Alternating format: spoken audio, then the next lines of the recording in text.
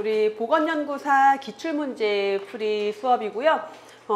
처음 진행되는 수업이에요. 그동안 이제 단편적으로 이렇게 딱 그때 보관된 거 뭐 몇 회분, 4회분, 5회분 정도를 해본 적은 있었는데, 지금 이제 이 수업은 보건학, 역학, 예방의학 다 묶어서 같이 하고 있는 거고, 올해 상반기에 이제 지역별로 시험이 있었는데 여러분들께서 굉장히 많은 학생들이 도와주셔서 문제를 거의 다 복원을 했어요. 그래서 2018년 한 4개 지역 정도랑 2019년 상반기, 그러니까 3월, 4월, 6월에 있었던 지역을 전체를 이제 복원을 해서 그거에 대한 문제풀이가 10월 시험 대비로 진행이 될 거예요. 자, 마찬가지로 10월에 시험이 또 지역별로 또 있을 거예요. 이제 그때 여러분들, 이제 우리 수험생 여러분들이 시험 보시고 우리 학원 홈페이지에서 바로 문제 복원 이벤트를 하거든요. 그래서 그때 기억나시는 문제들 최대한 올려주시면은 제가 그걸 베이스로 해서 또 최대한 문제를 복원을 해서 여러분들한테 수업으로 좀 정리를 해드릴 수 있을 것 같고요.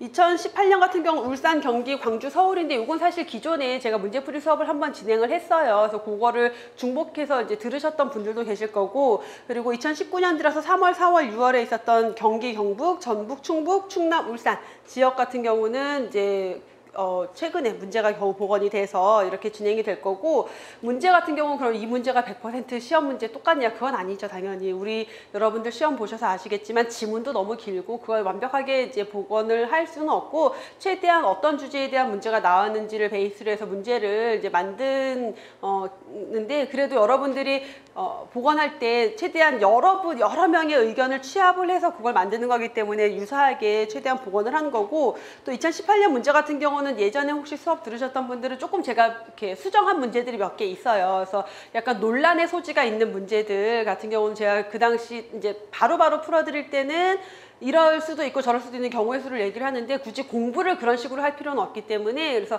약간 논란의 소지가 있거나 좀 애매한 문제들은 제가 좀 적절한 문제로 고쳐서 나갔기 때문에 조금 달라진 내용들이 있을 수 있다라는 거를 염두에 두시면 좋겠고요. 그 다음에 그 22페이지 광주 보건연구사 문제 중에서 여러분 하나, 역학 27페이지에 있는 17번 문제가 옳은 것은인데 지금 초판으로 책 나온 게 옳지 않은 것으로 잘못 나간 게 있어서 요거 하나만 먼저 수정해 드릴게요. 17번 27페이지 17번에 옳지 않은으로 되어 있는데 옳은 것은으로 고쳐서 좀 문제 나중에 풀어주시면 되고, 아마 초판 이후에 발행된 교재는 다 제대로 된 걸로 아마 나갈 것 같아요. 자, 그러면 먼저 울산 문제부터 들어갈 건데, 항상 문제풀이 하기 전에 여러분들 먼저 문제 풀어봐야 된다는 거 아시죠? 그래서 먼저 문제 한번 반드시 풀어보고 저랑 같이 또 해설하면서 내용을 보도록 할게요.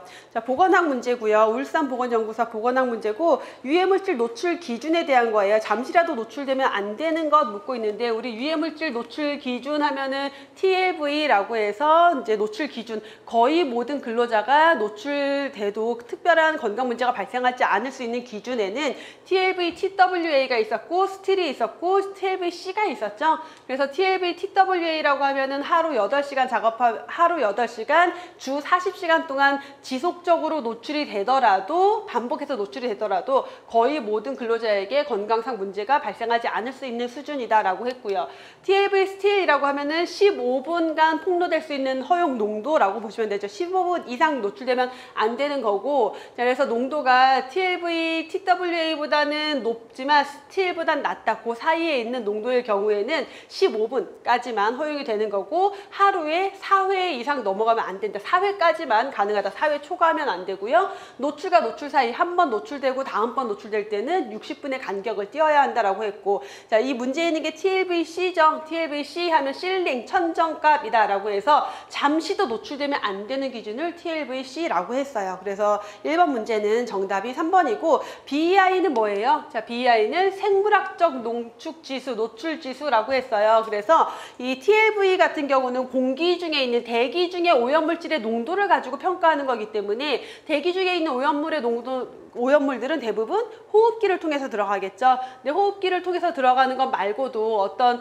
음식이나 물과 같이 들어갈 수도 있고, 피부를 통해서 흡수될 수도 있고, 다양한 방법으로 우리가 노출될 수 있기 때문에 그러한 부분들까지 측정하기 위해서 필요한 것, 그래서 공기 중 농도 측정에 대한 보완이다라는 것, 대사산물, 유해물질 자체, 생화학적 변화 이런 것들을 측정하는데 주로 소변, 소변으로 나오는 유해물질의 농도 또는 호기, 내가 숨 쉴 때 내 호흡에서 나오는 것 또는 혈중 농도 등을 통해서 확인할 수 있다.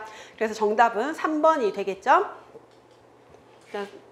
2번 문제, 그로스의 다수 요인 이론에서 사고의 원인을 설명하는 포M에 해당하지 않는 것 묻고 있는데, 그로스의 다수 요인 이론이라고 하면은 산업재해와 관련돼서 산업재해는 이런 과정을 거쳐서 또는 이런 원인 때문에 주로 발생한다. 그러니까 어떻게 예방해야 된다. 라는 것들에 대한 이론들이죠. 대표적인 게 하이니의 도미노 이론 같은 게 있었고, 또는 버즈의 신도미노 이론이 있었고, 그로스의 다수 요인 이론은 산업재해에서 주로 문제가 되는 게 이 사람 자체 어떤 상태, 나의 심리적인 상태나 성별, 나이, 특성들, 그리고 기계가 가지고 있는 기계 형태나 안전장치나 뭐 그런 것들, 그다음 매체, 조건, 기상 조건, 바닥의 어떤 상태, 환경 매체라고 생각하시면 돼요. 그럼 매체, 거기에 매니지먼트, 관리인데, 관리는 뭐에 대한 이 세 가지를 관리하는 것을 의미한다. 이렇게 네 가지를 포엠이라고 설명을 하면서 작업장에서 어떤 사고의 원인에 대한 추정을 할 때 이러한 요인들을 분석하는 게 그로스의 다수 요인 이론이었고요.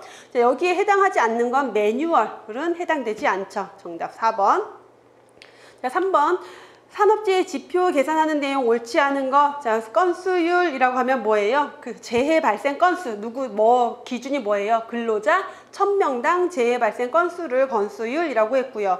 도수율은 작업시간당 재해 건수인데 얼마의 작업시간? 연간 100만 작업시간당 재해 발생 건수. 그래서 건수율이나 도수율이나 둘 다 재해 발생이 몇 건인지를 보는데, 자, 건수율은 근로자 1000명당 몇 건이냐, 도수율 또는 빈도율이라고 하죠. 빈도율은 작업시간 100만 작업시간당 재해 발생 건수, 강도율은 연간 1000 작업시간당 근로손실 일수다 라고 했어요. 그래서 그 산업재해의 경중을 나타내는, 얼마나 강도가 셌는지를 나타내는 게 강도율이었고, 평균 작업 손실 일수는 재해 일수분의 손실 일수가 아니라 재해 건수분의 손실 일수로 봐야 된다라고 했어요. 그래서 재해 한 건당 며칠의 작업 손실이 있었는지를 나타내는 것, 그래서 평균 작업 손실 일수를 나타내 주는 것이다 라고 했고요. 아닌 것은 4번이고, 자, 그 밖에 우리가 최근에 시험 문제, 이제 거의 예전에는 여기 1, 2, 3번 안에서 시험 문제가 나왔었는데 최근에는 골고루 나오고 있어요. 그래서 같이 좀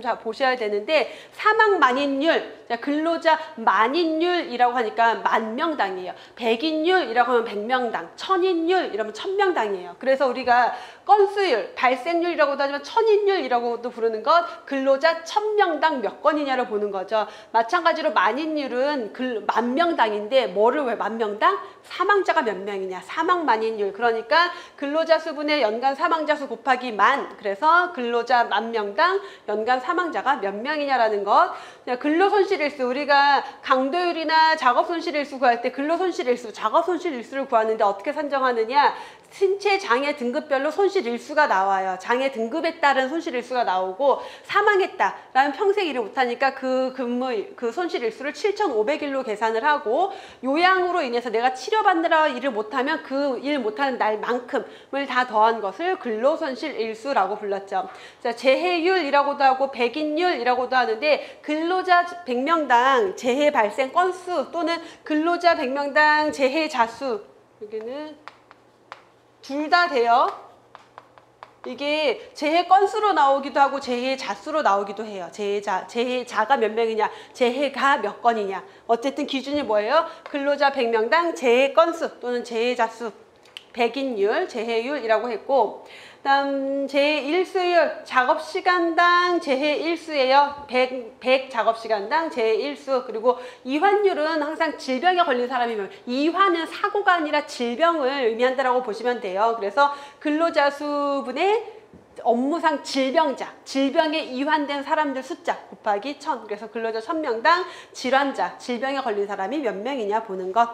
3번의 정답은 4번이죠. 4번 문제 보시면은 이 4번 문제 내용이 요때 울산시 시험에서 처음 요 내용이 문제로 나오고, 최근에 요게 똑같은 게 나오진 않지만 요거를 정리하면서 제가 이제 그 기타 등등 뭐 삶의 질 측정 지표라던가 뭐 질병 분류라던가 이렇게 다양한 것들을 정리했는데 좀 더 나가고 있어요. 그래서 요거는 여러분들 추가 자료로도 나갔고, 우리 보건학 수업할 때, 심화 수업할 때도 요게 이제 다뤄졌던 내용들인데 요걸 좀 정리를 하고 갈게요. 우선 문제는 뭐예요? 노인의 치매 선별 검사 도구로 인지 기능 손상을 신속하게 측정할 수 있는 검사 방법을 묻고 있는데, 제 MMSE에 대한 문제예요. 이 문제는 먼저 정답인 MMSE를 보면은 미니 멘탈 스테이트 익자미네이션, 간단하게 멘탈 정신적인 상태를 검사한다라는 거예요. MMSE. 그래서 치매 선별 검사 도구예요. 선별 검사라는 것은 스크리닝 테스트, 그러니까 한번 이렇게 살짝 먼저 조기 검진해보는 그러한 개념이다라고 보시면 되겠죠. 그래서 인지 기능을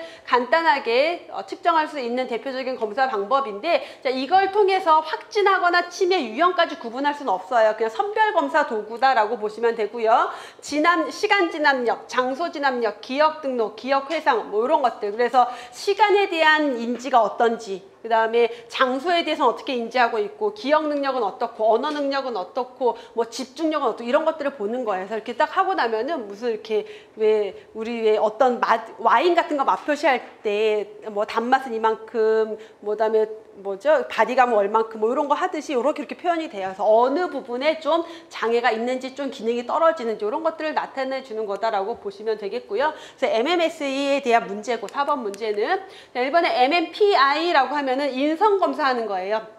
그래서 다면적 인성 검사라고 해서 어떤 행동에 대해서 특히 비정상적인 행동 객관적으로 측정하기 위한 것이다. 그래서 비정상적인 행동의 정신과적인 분류, 요게 1차적인 목적인 게 이 MMPI예요. 그래서 어떤 사람의 행동이 비정상적인지를 평가하는 지표다라고 보시면 되겠고, 자, CS 같은 경우는 우울증, 자, CS, 우울증 간이 선별 도구. 그래서 우울증 경험 여부를 측정하는 데 사용이 되고, 보통 지역사회 주민 대상 연구에서 우울증과 관련된 유병률 비교하는 데 이용되는 것. 다음에 GDS라고 하면은, 이제 MMSE가 치매에 대한 선별 검사 도구라면은, GDS는 조금 더 들어간다라고 보시면 돼요. 치매 의심되는 환자 또는 인지기능 장애가 의심되는 환자에 대한 임상, 양상, 심각도가 얼마나 되는지 평가하는 것. 그래서 MMSE는 인지기능 장애가 있는지 없는지를 평가한다라면은 거기에 대해서 좀 더 심각도를 평가하는 것. 그래서 환자 단계별 파악하고 또는 치료 경과, 예후 평가할 수 있고요. 다른 질환인지 감별하는데 사용되는 게 GDS라고 보시면 돼요. 자, 이 정도로 노인들의 어떤 약간 정신과 질환, 정신질환이나 인지기능에 대해서 주로 측정하는 도구들이고, 그다음에 여기 추가된 게 ADL이랑 IADL을 좀 추가했어요, 이번에 내용에. 자, ADL과 IADL은 노인보건에서 노인들의 일상생활 수행 능력을 평가하는 거예요. 이 노인이 집에서 혼자 밥을 먹을 수 있는지, 화장실은 갈 수 있는지, 약을 챙겨 먹을 수 있고, 밥을 해 먹을 수 있고, 또는 뭐 청소를 할 수 있고, 또는 뭐 간단하게 어디 나갔다 오고 교통수단을 이용할 수, 이런 것들을 평가하는, 일상생활을 평가하는 거예요. 그래서 노인의 건강을 이제 ADL과 IADL인데, ADL은 똑같아요. Activity of Daily Living, 일상생활에 대한 어떤 능력을 보는데, IADL은 Instrumental, 어떤 도구를 이용한 일상생활이고, 그냥 ADL은 그냥 일상생활이에요. 그래서 기능 수준, 노인의 건강을 건강 수준이 어떤지가 아니라 일상생활을 할 수 있는 기능이 어떤지를 평가하는 것이다. 그래서 일상생활 내용에 뭐 목욕, 옷 입는 거, 화장실 가는 거, 이동하는 거, 대소변 조절하는 거, 식사, 세수, 이런 것들에 대해서 점수를 매기는 거고, 우리 노인장교양 보험할 때 등급 매기잖아요. 등급할 때 이런 ADL이나 IADL의 평가가 들어가요. 그래서 일상생활을 수행하지 못한다라면은 그걸 도와주기 위한 게 우리 노인장교양 보험이기도 하죠. 자, IADL은 이제 지역사회 안에서, 집에서만, 요 앞에서 본 ADL은 집에서 하는 거예요, 다. 그죠? 집에서 내가 살면서 하는 것들이고, 여기는 이제 지역사회 안에서 내가 독립적인 생활이 가능한지, 그래서 조금 더 ADL보다 조금 이제 높은 수준, 또는 환자가 병원에 입원해 있다 태어날 때 사회 복귀가 가능한지를 보는데, 보시면은 집안일, 식사 준비, 빨래, 근거리 외출, 내가 돈 관리하는 거, 약 챙겨 먹는 거 이런 것들을 평가하는 거예요. 그래서 혼자 할 수 있는지, 의존해야 되는지, 완전히 의존해야 되는지를 가지고 점수가 높으면 높을수록 의존성이 높아진다. 누군가 도와줘야 된다라는 거죠. 다음에 삶의 질 지표 있어요. 자, 삶의 질 지표의 EQOD라고 하면은 건강 수준 지표. 그래서 유럽 쪽에서 처음 이제 만들어진 거고요. 인구 집단의 건강 수준 지표, 상병 상태, 건강 상태에 대해서 주관적으로 평가하는 주관적인 평가를 가지고 있는 거다. 그래서 국가 간의 비교가 가능하다는 게 이 지표의 장점이고, 운동 능력, 자기 돌봄 능력, 일상 활동, 통증, 불편감, 불안 이러한 항목에 대해서 건강 수준에 대해서 내가 느끼는 주관적인 평가를 내리는 방법이에요. 그다음에 SF36은 보건 정책에 대한 평가다. 그래서 일반적인 건강 수준을 측정하는데 대규모 조사에 주로 사용이 되고 일반인이나 노동자, 근로자들 대상으로 주로 하게 되고요. 이 SF36을 적용 전후 비교를 통해서 중재 프로그램, 어떤 보건 사업을 했을 때 보건 사업을 하기 전의 평가랑 후의 평가를 통해서 그 사업이 효과가 있었는지 이런 것들 평가할 때 사용될 수 있고, 문항 보시면은 신체 기능, 그다음에 역할 제한, 통증, 사회적 기능, 정신 건강, 그리고 감정적 역할 제한, 활력, 일반 건강, 건강 상태 변화 같은 내용들을 가지고 있죠.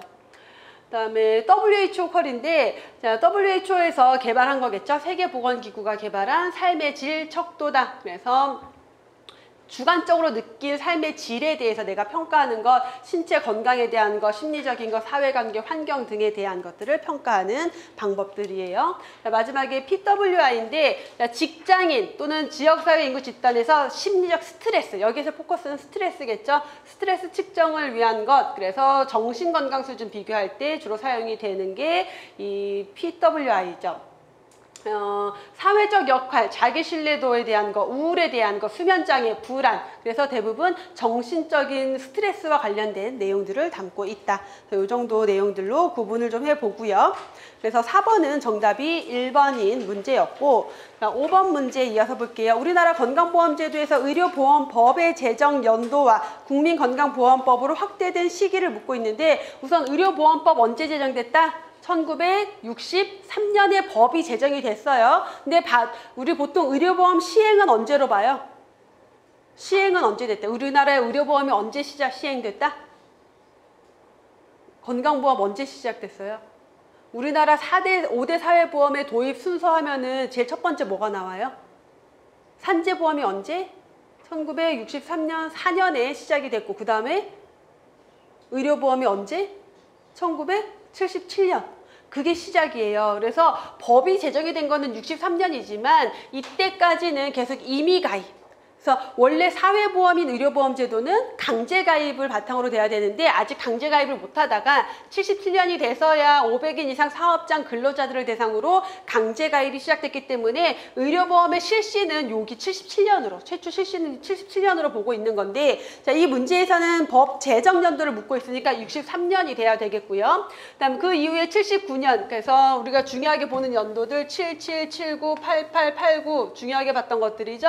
500인 이상 사업장 근로자 77년, 공무원 사립학교 교직원이 79년, 농어촌 지역이 88년, 도시자영업자가 89년까지 해서 전국민 의료보험은 언제? 1989년에 시작이 됐다. 그래서 뭐 전국민 의료보험법이 만들어지고 막 그런 게 아니라 의료보험법을 제정하고 조금 확대해 가면서 결국은 89년에는 요 사이에 계속 확대를 해서 우리나라의 모든 국민들, 의료급여 대상이 아닌 모든 국민들은 건강보험에 강제 가입하게 된 시기가 1989년이다라는 거죠. 근데 요거 여러분들 우리 이론할 때 안 했던 건데 하나 좀 추가했으니까 좀 같이 보시면은, 우리가 건강보험 통합은 언제 됐어요? 기구 통합은?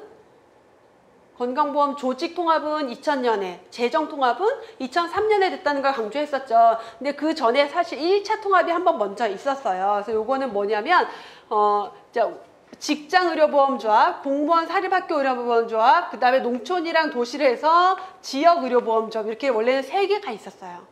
근데 얘네를 합쳐야겠는 거야. 왜냐면 이렇게 분산되어 있다 보니까 재정도 불안하고 특히 지역의료보험이 좀 이제 약하고, 그래서 합쳐야 되는데 근로자들이 말을 안 들어요. 그래서 왜냐면 싫잖아. 나는 월급에서 따박따박 내 보험료 다 떼어가고 나는 혜택도 못 받는 것 같은데 이제 이런 불만이 너무 많으니까 처음에 공무원이나 사립학교 교직원들은 말을 좀 더 들을 수밖에 없어요. 정부가 시행하기가 좀 수월하겠죠. 그래서 이렇게 두 개를 묶어서 1차 의료보험 통합이 있었는데 그게 공무원 사립학교 교직원 의료보험. 그래서 공무원 사립학교 교직원 의료보험이 따로 있었어요. 요거죠. 그 다음에 지역의료보험, 요거 두 개를 합쳐서 1차 통합이 먼저 있어요. 그게 언제냐? 98년이었어요. 1998년에. 자, 이 둘을 합쳐서 만든 게 국민의료보험공단이에요. 지금은 국민건강보험공단이잖아요. 근데 요 당시에 먼저 국민의료보험공단을 만들었어요. 자, 만들어서 업무를 하다가 2000년에는 요 국민의료보험이랑 요 지역의료보험을, 그 직장의료보험을 합쳐요. 다시. 그래서 직장과 원래 그러니까 애초에 1차 의료보험 통합에서 지역과 공무원 사립학교 교직원 합쳤는데 그거를 다시 직장과 합친 거죠. 그래서 의료보험 조직 통합은 2000년에 전체 통합이 이루어진 거고 국민의료보험공단이랑 직장조합을 합친 거예요. 국민의료보험공단은 뭐예요? 공무원 사립학교 교직원이랑 지역 이걸 합친 걸 국민의료보험이라고 하고 국민의료보험이랑 직장의료보험을 합쳐서 국민건강보험공단 건강보험심사평가원이 이제 만들어져서 역할을 하게 된 거예요. 이런 역사적 흐름이 있었다라는 거고 그러면서 국민건강보험법, 자 국민건강보험법 제정은 언제 했어요? 1999년에 법이 제정이 됐고 시행이 된 게 2000년이에요. 국민건강보험법, 원래 의료보험법이었는데 법을 싹 개정한 거예요. 그래서 1999년에 개정 법안을 만들고 99년에 그걸 시행을 2000년에 한 거죠. 그 다음에 2003년에 이렇게 해서 통합을 하긴 했는데 국민의료보험이랑 직장조합을 통합을 하긴 했는데 돈이 따로 굴러가고 있었어요. 보험료도 따로 걷고 보장도 따로 해주고 돈을 합치기에는 너무나 어려움이 있었어요. 많은 싸움이 있었고 그러다가 결국은 2003년이 와서는 재정 통합까지 이루어졌다라는 거. 자, 그리고 2007년에 노인장교양보험법이 제정이 돼서 언제 시행에는 2008년에 시행이 됐죠. 노인장교양보험법은.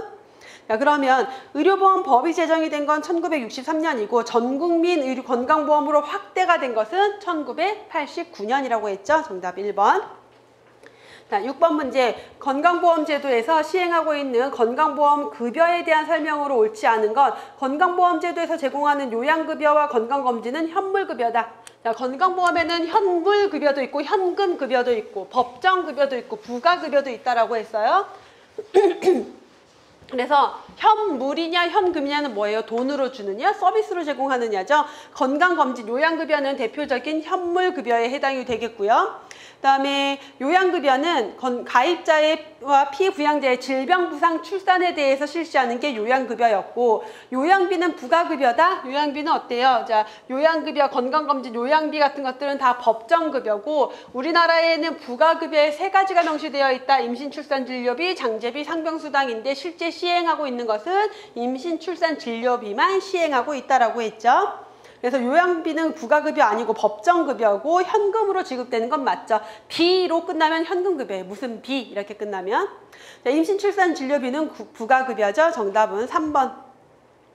자, 7번 문제. 감염병 예방법에서 보건복지부 장관이 고시하는 세계보건기구 감시대상 감염병에 해당하는 것을 묻고 있는데 여러분 2020년 1월 1일 시점으로 왜 감염병 예방법 바뀐다고 계속 제가 수업 중에도 여러 번 말씀을 드렸고 학습자료실에 변경된 내용으로 다 들어가 있는데 법이 개정이 되긴 했는데 이 모든 게 싹 다 뒤집어진 건 아니고 뭐가 바뀐 거냐면 1군, 2군, 3군, 4군, 5군 있었잖아요. 이게 1급, 2급, 3급, 4급으로 바뀌면서 분류 체계가 바뀌었어요.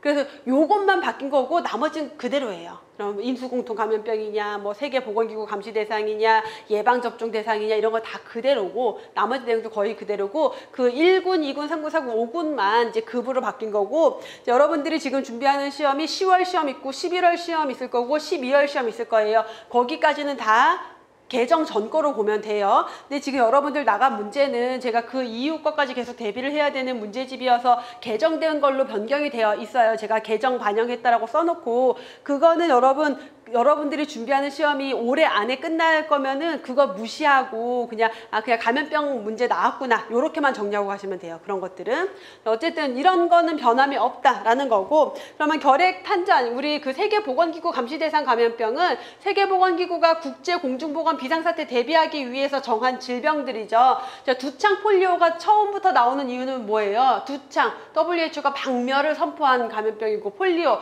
다음으로 박멸을 선포할 감염병이니까 얼마나 감시 대상이겠어요. 다시 유행하면 안 되니까. 그쵸? 신종플루, 사스 대유행했던 거, 세계 여러 나라에서 대유행했던 거니까 감시해야 되겠죠. 메르스는 왜 안 들어갔지 그러면? 메르스는 대유행했을까요? 했어요? 대유행이라는 것은 2개 이상의 나라에서 유행을 해야 되는데 어떻게 생각해요 여러분? 번발적이다. 어때요? 별로 아니에요. 우리나라에서만 유행한 거예요. 그럼 중동에 있잖아요. 거기에 토착병 수준으로 그 정도로 발생하고 있지 이렇게 압도적으로 많은 숫자의 환자가 발생하지 않았어요. 우리나라에서 이례적으로 있었던 케이스인 거고, 그래서 신종플루, 사스 들어가 있죠. 콜레라 대표적인 해외 유입 감염병, 거기에 페르만 페스트, 중세기 유럽 인구가 죽었던 이유가 이 페르만 페스트 때문이었고, 자 거기에 열렬열, 황열, 바이러스성 출혈열, 웨스트 나일열 이렇게 기억하시면 되겠고요. 여기 해당하는 거 콜레라, 두창, 폴리오, 사스까지 해서 다라, 마사, 정답은 4번이죠. 자, 8번에 영국의 공중보건 발전사에 대한 설명 옳지 않은 것. 자, 그라운트는 생명표에 관한 자연적, 정치적 재관찰이라는 공중보건 기본 관심사인 사망 통계를 저술했다. 그래서 최초의 공중보건학적 보건 통계가 이 그라운트의 사망 통계였죠. 그래서 중요한 업적 이거 최초의 보건 통계고, 자 패티는 인구 동태 등록제를 확립했다라고 했는데, 인구 동태 등록제를 확립한 것은 파르라는 영국 통계국의 파르라는 사람이 확립을 한 거고, 패티는 누구예요? 존 그란트의 친구.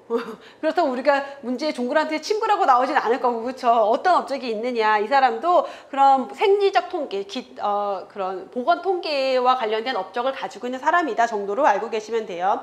자, 존 스노 하면 대표적인 영국의 의사였어요. 왕립 의사였죠. 콜레라 발생에 대해서 최초의 기술 역학을 통해서, 제가 존 스노는 안 넣었구나. 콜레라 역학 조사를 통해서 콜레라가 장기설에 의한, 공기에 의한 게 아니라 물에 의한 것이다라는 걸 밝혀냈었고요. 에드윈 체딕 하면 열병 보고서 제일 중요한 학자 중에 하나였죠. 그래서 1837년부터 38년 사이에 유행하던 노동자들의 열병에 대해서 보고서를 발표했고, 이 보고서에 의해서 1842년에 영국의 노동자 위생상태 조사위원회가 설치가 돼서 노동자 위생상태 보고서가 1842년에 발표가 됐고, 이 보고서를 토대로 어떻게 됐어요? 노동자들의 위생상태가 너무 열악하구나, 국가가 나서서 뭔가 해야겠구나 라고 하면서 영국에서 1848년에 세계 최초로 공중보건법이 제정이 됐고요. 공중보건국과 지방보건국이 설치가 됐다라는 영국에서의 역사적 흐름, 가장 중요한 내용 중에 하나죠. 정답은 2번이 되겠고요. 다음 9번 문제, 하수내의 유기물의 호기성 상태에서, 유기물이 호기성 상태면 산소가 있는 상태에서 20도의 5일간 미생물에 의해 분해되는 것을 측정하는 것 하면은 생물학적 지표인 생물학적 산소 요구량인 BOD에 대한 내용이죠. 그래서 유기물이 호기성 상태, 산소가 있는 상태에서 미생물에 의해서 분해되는데 얼만큼 산소를 쓰는지를 보는 것. 그래서 생물학적 산소 요구량이다. 자, BOD가 높다라는 건 무슨 의미다? 분해해야 될 유기물질이 많다라는 것을 의미한다라고 했고요. 측정하는 방법이 20도에서 5일간 방치해요. 어떻게? 어떤 물에서 물을 2개를 이렇게 뜬 다음에 그 당일날 용존산소가 얼마인지를 확인을 하고, 자, 요 시료를 20도에서 5일 동안 뒀다가 5일 후에 DO가 얼마인지를 측정을 했어요. 만약에 여기서 10ppm이었는데 여기에 5ppm이 됐다는 것은 5일 동안 얼만큼 쓴 거예요? 5ppm을 쓴 거죠, 산소를. 산소 농도를 보는 거니까 이렇게 측정하는 게 BOD. 자, DO는 용존산소량이고 COD는 화학적 산소 요구량. 주로 뭐에 의해서? 과망가상 칼륨이나 중크롬산 칼륨에 의한 화학적 산소 요구량. pH는 수소 이온 농도. 정답은 2번이죠. 10번에 식중독 묻고 있는데 1951년에 발생한 식중독 원인으로 처음 발견이 된 균이 이제 일본에서 발견됐고요. 굴과 같은 조개류를 날것으로 섭취하고 나서 24시간 내에 물과 같은 설사가 주 증상이고 복통, 오심, 구토, 열, 오한 등을 증상으로 하는 게 장염 비브리오. 여기에서 가장 키워드가 될 수 있는 힌트는 뭐예요? 굴과 같은 조개류 날것. 그래서 장염 비브리오균 하면은 대표적인 호염균이라고 했어요. 그래서 호염성 염분이 있는 물에서 잘 살고 따뜻한 바닷물에서 흔히 발견이 된다라는 거, 굴, 조개류 같은 거 먹고 발생이 되고, 잠복기가 보통 뭐 12시간 정도 평균 되는데 24시간 이내에 거의 발생이 되고요. 증상들 비슷하게 같은 증상들 나와 있죠. 그래서 장염 비브리오에 대한 설명이고요. 11번에 장염 비브리오 하나 더 보면 특징이 특별한 치료 없어도 한 3일 정도 지나면 회복이 된다라는 특징도 가지고 있는 게 장염 비브리오 식중독이에요. 그다음에 뭐 알코올 중독자, 간질환자 이렇게 면역 상태가 나쁜 경우에는 감염, 증상, 중증, 후유증 발생할 수도 있다는 건데 보통 면역 상태가 안 좋으면은 대부분 그렇죠. 다음 11번 문제, 영양 섭취 기준에 대한 설명 옳지 않은 거. 평균 필요량은 건강한 사람들의 일일 필요량을 중앙값으로 필요량의 중앙값으로부터 산출한다. 자, 평균 필요량은 대상 집단을 구성하는 사람들의 건강한 사람들 절반에 해당하는 사람들의 하루의 필요량을 충족시키는 값인데 보통은 필요량 분포의 중앙값에서 그래서 분포에서의 중앙값으로 산출하게 되고요. 자, 두 번째는 상한 섭취량은 과잉 섭취로 인한 건강상의 위험이 나타날 수 있는 경우에 인체의 건강 유해 영향이 나타나지 않는 최대 영양소 섭취 수준을 의미한다. 그래서 상한 섭취량은 아무리 좋아도 많이 먹었을 때는 문제가 될 수 있죠. 그래서 요 정도까지 유해 영향이 나타나지 않을 수 있는 최대 영양소 섭취, 여기까지는 괜찮아, 이건 넘지 마 라는 기준이에요. 자, 충분 섭취량, 필요 평균량의 표준 편차의 2배를 더한다. 자, 평균 필요량의 표준 편차 2배를 더해서 구하는 것은 권장 섭취량이었고요. 자, 권장 섭취량은 거의 모든 건강한 인구 집단의 영양소 필요량 충족시켜줄 수 있는 값이다 라고 했죠. 그러면 상한 충분 섭취량은 뭐다? 평균 필요량, 권장 섭취량을 구할 수 없을 때 그냥 관찰한 사람들 중에서 사람들이 얼마나 섭취하고 있지 그걸 관찰을 해서 중앙값으로 기준을 정하게 되는 게 충분 섭취량이죠. 정답은 3번이 되겠고요. 12번 문제, 이런 유형의 문제 많이 나온다고 제가 블레이커의 인구성장 이론 분류할 때 노란색으로 이렇게 포인트 잡아주던 내용이 요건데, 자, 블레이커 하면은 인구성장 단계를 몇 단계로? 총 5단계로 나타냈어요. 그래서 고위 정지기, 초기 확장기, 후기 확장기, 저위 정지기, 그리고 감소기, 감퇴기가 있었죠. 자, 고위 정지기는 높은 데 머물러 있어요. 뭐가? 출생률도 높고 사망률도 높고. 그러니까 인구가 증가해요, 안 해요? 아직 증가 못해요. 출생률도 높지만 사망률도 높아서. 그래서 인구가 정지되어 있다. 아직 고위 정지기, 높은 곳에 머물러 있다라는 거고. 자, 초기 확장기라고 하는 것은 출생률이 높은 상태에서 사망률이 낮아지니까 어떻게 돼요? 인구가 증가하겠죠. 그래서 인구 증가형이라고 했어요. 당분간 인구가 계속 증가될 것으로 보이고, 후기 확장기는 출생률과 사망률이 둘 다 낮아지는 경향이 있어요. 그러니까 인구가 정지되어 있다가 증가하던 것이 둔해져요. 그래서 인구 성장 둔화형이라고 했어요. 인구 성장 둔화형. 그다음에 저위 정지기는 사망률과 출생률이 둘 다 최저예요. 여기는 낮아지는 경향이 있는 거고, 이번엔 최저. 그래서 인구가 증가하던 게 멈춰요. 그래서 여기는 인구 증가 정지형.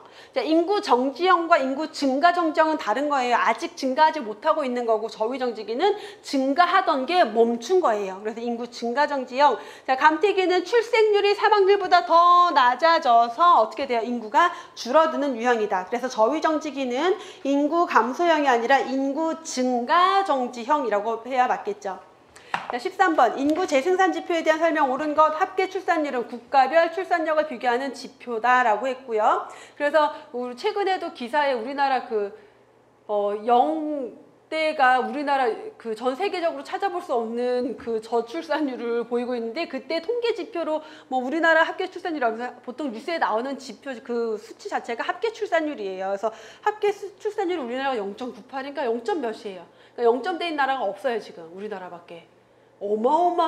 어마어마한 낮은 수치인데 좋아질 것 같지 않죠. 그렇죠. 좀 되게 심각한 문제이긴 한 것 같아요. 어쨌든 합계 출산율, 국가별 출산력 비교하는 지표고, 알파 인덱스는 뭐예요?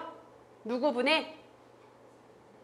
신생아 사망자 수 분의 영아 사망자 수. 그래서 얘는 분자와 분모 중에서 누가 더 크다?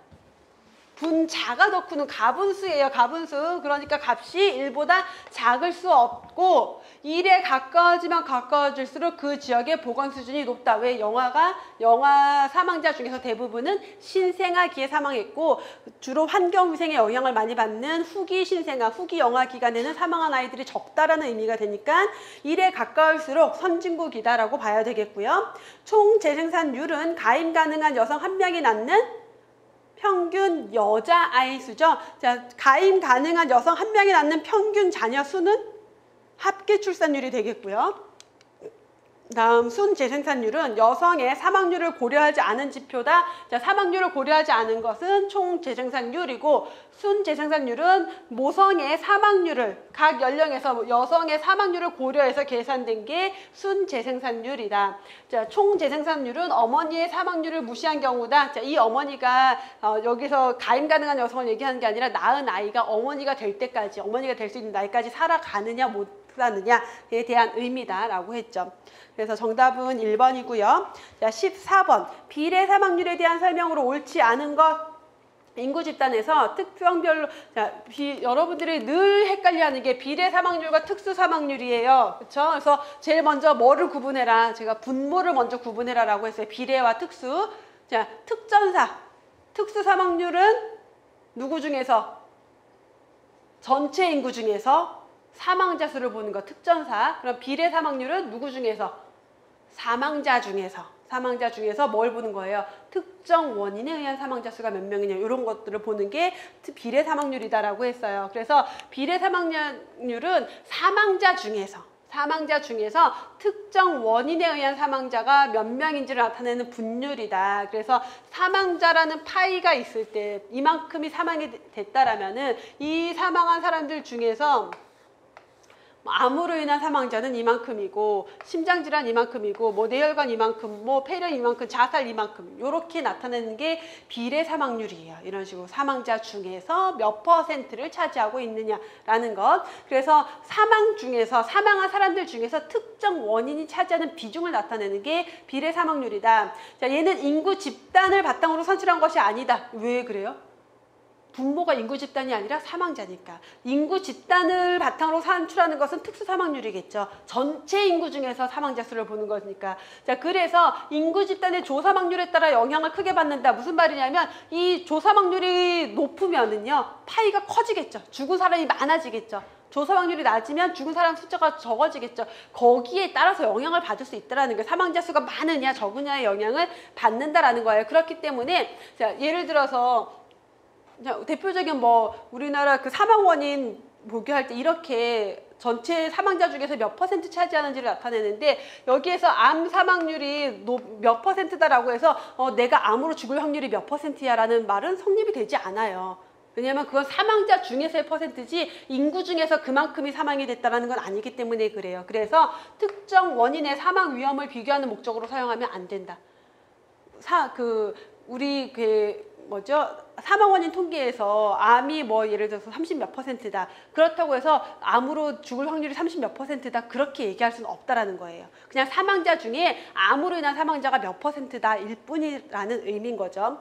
자, 같은 집단에서 사망 원인 분포의 경시적 차이를 보여준다. 눈으로 보여진다라는 거예요. 딱 봤을 때 어떤 원인에 의한 사망자가 많구나라는 것을 딱 보여주는 게 경시적 분포를 보여준다라고 하는 거죠. 동일 집단의 층간 사망 원인, 그래서 같은 집단에서 사망 원인의 어떤 분포를 보여주는 그러한 목적만 가지고 있는 게 비례 사망률이다라는 거예요. 자, 인구 집단에서 특성별로 구한 사망률로 성별 사망률, 연령별 사망률, 이건 뭐예요? 이게 바로 특수사망률이죠. 특수사망률 중에서 연령별 특수사망률, 성별 특수사망률을 나타내고 있는 거고요.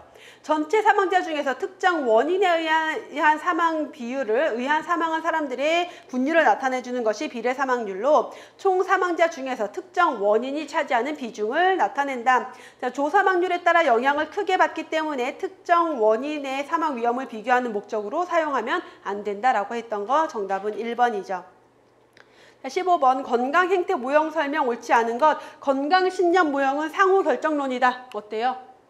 상호 결정론은 뭐가 있었죠? 뭐가 상호 결정론이죠? 사회 인지론. 뭐가 개인과 환경과 행동이 상호작용한다. 상호결정론. 그래서 건강신념 모형과 상호결정론은 전혀 관계가 없어요. 이제 합리적 행위론에서 인간의 행동이 합리적 이유에 근거하여 결정된다고 보고 있다. 어때요? 인간이 어떤 행동을 할 때 그냥 하는 게 아니라 합리적인 근거가 있어요. 그 근거가 뭐예요? 먼저 어떤 의도가 있어야지 행동을 한다. 그럼 그 의도는 뭐에 의해서 생긴다? 어떤 행위에 대한 내가 가지고 있는 태도와 주관적 규범에 의해서 의도가 생기고 의도에 의해서 행동으로 연결이 된다. 자, 범위론적 모형은 행동 변화 과정, 행동 변화 단계를 핵심으로 변화를 설명하는 모형이었고요. 서치만 모형은 증상 경험, 환자 역할 담당, 의료인과의 접촉, 의존적 환자 역할, 회복 또는 재활의 단계로 건강 관련 행태, 의료 이용을 설명한다. 이건 어때요? 이게 우리 여러분들 이제 보건행정에서는 마지막 보건사업 파트에서 이제 나오는 내용이고, 요게 공중보건교재에 없어요. 근데 이제 여러분들 문제 풀 때 요령인데, 내가 그럼 서치만의 모형은 모르겠어. 서치만의 모형은 모르겠어. 근데 답이 4번으로 가면 돼요, 안 돼요? 서치만 모형을 몰라도 건강신념 모형이 상호결정론 아니라는 건 알아야 돼요. 이건 명확하게 우리가 중요하게 강조됐던 이론이에요. 생각보다 여러분들 시험 볼 때 이런 식의 문제가 많아요. 딱 나왔는데 보기가 명확히, 근데 보기 중에 하나를 정말 처음 보던 보기거나 처음 보는 내용이 나오는 경우들이 꽤 있어요. 근데 여기서 실수하는 학생들이 분명히 건강신념 모형이 상호결정론이 아니라는 걸 알면서도 서치만 모형을 못 보던 게 나오면 글로 자꾸 끌려가, 마음이. 이상하게 끌려가요. 왠지 이거가 있고 쟤는 왠지 맞을 것만 같은 나만의 착각이 막 드는 거예요. 이게 실수하는 가장 대표적인 유형이에요. 실제 시험 문제 이런 유형이 많고, 그래서 내가 확실하게 공부한 내용이 있으면 그 안에서 문제를 풀어야 돼요. 출제자는 의도적으로 여러분들이 모를 법한 내용을 갖다 넣어요, 지문에. 되게 흔들리거든요. 그때 흔들리는 이유는 뭐냐면 내가 확실성이 없어서 그래요.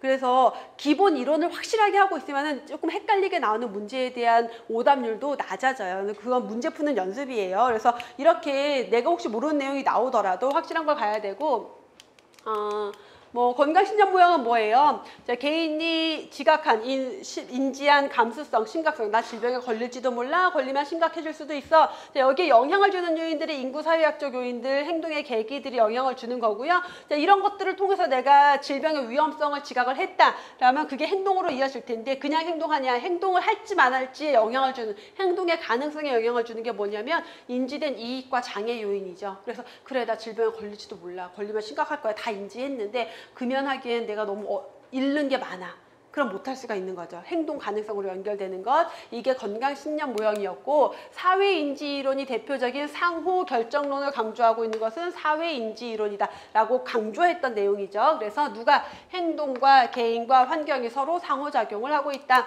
자, 합리적 행위로는 인간의 행동은 의지로 조절된다. 합리적 이유에 근거하기 때문에 의지로 조절된다. 그럼 결국 의도에 영향을 받는다라는 거고, 그 의도는 어디로부터? 행위에 대한 태도와 주관적 규범, 요 두 가지가 의도를 만들고, 그 의도가 행동으로 연결이 된다라고 설명하는 게 행동변화 단계이론, 합리적 행위론이죠.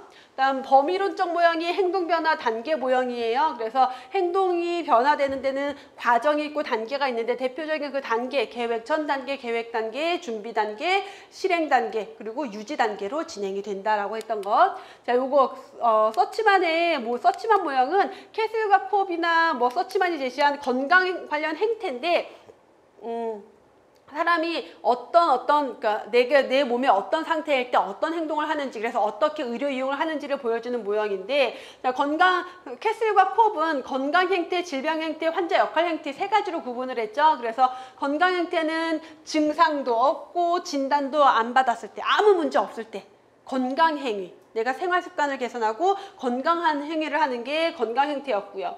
자, 질병 행태는 증상이 있어요. 증상은 있지만 진단을 아직 받지 않았어요. 그래서 진단을 받기 위해서 치료책을 찾기 위해서 찾아다니는 상황인 거고, 환자 역할 행태는 증상이 있어서 진단까지 받은 상태예요. 진단을 받았으니까 환자로서 치료를 받겠죠. 이렇게 세 단계로 구분을 했다라면은, 서치만은 증상을 먼저 경험한다. 내가 몸에 소화가 이렇게 안 되지? 또는 뭐 머리가 아프지? 그럴 때 어떻게 해요, 여러분들? 소화가 안 되니까 집에 엄마가 담궈놓은 매실청이 있어요. 매실청을 시원하게 해서 먹으면 소화가 좀 될까? 이런 민속요법이나 또는 내가 집에 있는 소화제 그냥 꺼내 먹는 정도? 요게 증상 경험 단계예요. 환자 역할 담당은 그렇게 했는데도 소화가 계속 안 돼. 속이 너무 더부룩하고 안 좋아요. 주변에 물어보다 나 이렇게 소화가 안 되고 이렇지? 친구한테, 뭐 아무 전문가도 아닌 사람한테, 엄마한테 이렇게 물어보겠죠. 얘기해요. 그러다가 해결이 안 돼요. 그럼 의료인을 찾아가기 시작해요. 환자 역할의 정당성을 부여받고 치료 과정에 대한 협상이 시도된다. 또 내가 의사를 이제 고르는 단계인 거죠, 이 시기는. 그러다가 의사가 결정이 됐어야 그럼 본격적으로 치료받는 시기, 의존적 환자 역할 상태, 그 다음 회복, 재활로 넘어가는 게 서치만의 모형인데, 요 5가지 단계 모형을 얘기하고 있는 지문이죠. 15번 정답은 1번이고요. 19번 문제, 국민건강증진종합계획의 목표는 뭐다? 건강수명 연장과 건강 형평성 제고다. 제일 쉬운 문제죠. 정답 4번이고요. 17번에 환경정책기본법에서 대기환경 기준하고 측정 방법 묻고 있는데, 이게 사실 좀 저도 고민이에요. 이제 환경정책기본법이 원래 이렇게 명시를 하고 있었는데, 제가 수업 중에도 얘기했지만 이게 2019년에 개정되면서 빠졌어요. 측정 방법이 기존 법에는 기준 측정 방법 이렇게 있었는데 2019년에 법이 좀 개정이 되면서 다양한 측정 방법 이용하려고 뺐어요. 그래서 이제는 시험 문제의 측정 방법이 안 나와야 되는 게 맞아요. 법에서 얘를 뺐거든요. 굳이 꼭 이거 연결 안 시켜도 되거든요. 근데 이제 18년까지는 계속 문제가 나왔고, 이게 19년, 20년에 안 나와야 되는데, 혹시라도 이제 보거나 교재나 이런 데 개정이 안 돼 있으면 교재는 들어가 있을 수가 있기 때문에 혹시라도 나올 수 있을까봐 제가 완전히 없는 걸로 설명하고 있진 않고 같이 넣고 있는데, 그래서 제가 암기법 요거는 해드린 거 있죠. 그것만 기억하고 있으면 저는 이거는 다 맞출 수 있을 것 같아요. 왜냐면 저도 그렇게 풀거든요. 나오면은 뭐예요? 나 기억 날래나? 제가 뭐라고 했어요, 이거는? 뭐라고 불렀어요, 이거? 황자형이었죠, 그쵸? 그래서 이거를 이거 도대체 어떻게 하는 방법인지 몰라도 돼요. 우리 공학하는 거 아니니까. 혹시 환경 보건 하시는 분들은 또 거기서 내용 다를 수 있어요. 뭔가 더 들어갈 수 있지만. 그다음에 일산화탄소 1비분, 그냥 제가 말 만든 거예요. 그냥 조금이라도 쉽게 외워보자고. 이런 거 별로 안 좋아하는데. 이산화탄소는 이산화, 그다음에 10베타. 근데 생각보다 이게 되게 잘 기억되더라고요. 제가 해보니까. 그래서 기억 이렇게 하세요. 그 다음에 이오중, 그리고 오자광, 그 다음에 납원자, 그리고 마지막 뭐예요? 벤지씨. 요렇게. 그래서 아황산가스 자외선 형광법, 그래서 황자형이고요. 일산화탄소 비분산 적에서 우리 다행히 주관식 아니잖아요. 그거 짝만 맞추면 돼. 1비분, 일산화탄소 비분산 적에 뭐 어쩌고저쩌고. 자, 이산화질소 화학 발광법, 그래서 이산화. 화학 발광법 이산화예요.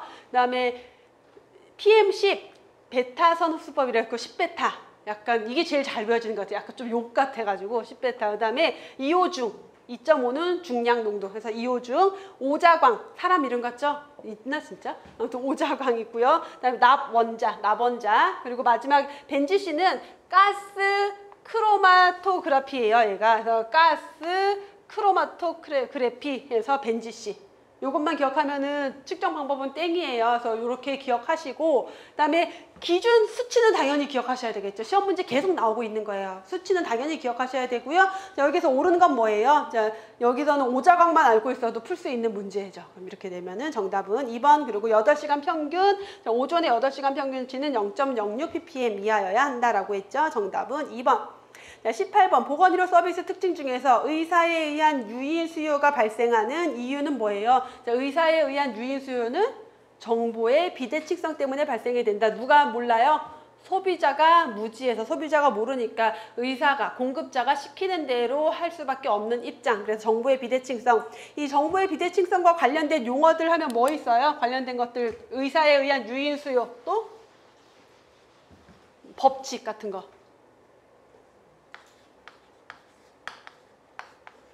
세일스로 뭐예요? 공급이 수요를 창출한다. 그다음에 로머의 법칙 뭐예요? 공급된 병상은 채워지기 마련이다. 또 뭐 있었죠? 뭐 공급이 유인 수요. 그래서 공급이 수요를 창출한다라는 거 같은 개념이고 수요의 불확실성 하면은 이 수요의 불확실성 때문에 만들어진 제도 뭐 있어요? 의료보험제도, 건강보험제도. 왜 누가 언제 어떤 질병에 걸릴지 모르니까 미리미리 대비하자. 외부 효과 하면은 뭐랑 같이 생각해야 돼요? 전염병 또는 간접후병 같은 것들 또는 예방접종을 통해서 긍정적 외부 효과도 일으킬 수 있고 독점성 누구에 의해서 면허를 가진 자에 의해서 의료에 대한 공급이 독점된다라는 것 18번 정답 1번이고요. 자, 19번 역학의 정의에 대한 설명 적절한 것. 자, 역학의 우선 대상은 누구예요? 역학의 대상은 인구 집단이에요. 그러니까 시작이 인간애로 시작되면 틀려요. 무조건. 인구 집단으로 시작이 돼야 돼요. 인구 집단의 질병 빈도의 결정 요인을 규명한다. 질병 빈도의 결정 요인이라는 것은 질병이 자주 발생하는 이유가 뭐지? 또는 느리게 발생하는 이유가 뭐지? 이 내용이겠고. 자, 인간의 질병 원인을 탐구한다. 질병 원인을 탐구하는 것은 맞지만 인간이 아니라 인구 집단이고요. 인구 집단의 질병 빈도, 분포, 결정 요인, 질병 자체에 대한 결정 요인을 규명하는 학문이 역학이죠. 적절한 것은 3번이고요. 사망 원인을 규명하는 거 아니죠. 정답 3번. 자, 20번 병원체가 숙주에서 발견되지 않는 기간을 의미하는 건 뭐예요? 자, 그 병원체의 입장으로 봤을 때는 숨어있는 기간은 잠재기, 그 다음에 병원체가 숙주에서 밖으로 나오는 기간은 뭐라 그래요? 잠재기가 끝나면 문을 열어야죠. 개방기. 그래서 잠재기와 개방기고, 그 다음에 그 숙주 입장, 사람 중심으로 봤을 때는 어때요? 병원체, 사람 입장으로 봤을 때는 병원체가 나오냐 안 나오냐가 아니라 증상 유무로 봐야 되겠죠? 잠복기, 그 다음에 증상이 나타나는 기간이 있고. 자, 그럼 세대기는 뭐예요? 세대기는 언제부터? 감염된 그 시점부터 언제까지? 균이 가장 많이 배출되는 시점까지를 세대기라고 했죠. 정답은 3번까지 해서 울산 보건학 문제 봤고요. 잠깐 쉬었다가 울산 역학 이어서 볼게요.